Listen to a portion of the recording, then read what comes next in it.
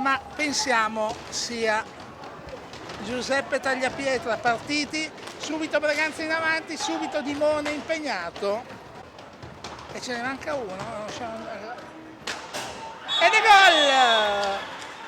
Ed è gol mentre noi, ma è Braganza a ripartire.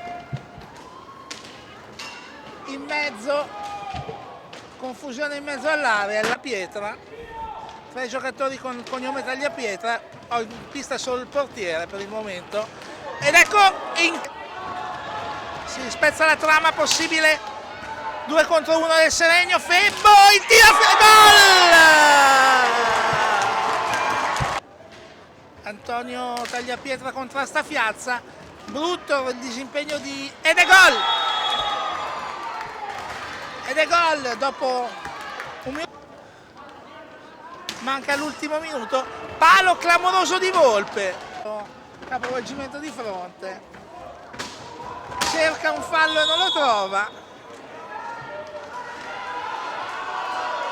e commette una vera sciocchezza contro Battaglin raso a terra.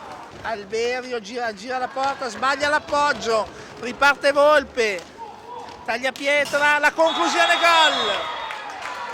Contropiede Seregno che nel momento di maggior sforzo ha subito il contropiede. Febbo contro Giuseppe Tagliapietra, vediamo Febbo, la conclusione di Febbo, gol! E ancora Braganza, passati 30 secondi, eccolo, ed è gol, la conclusione di solo davanti a Dimone, non trova la porta, Volpe per Barbieri,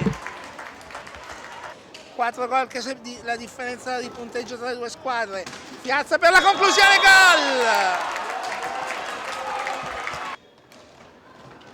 Piazza ci riprova, gol!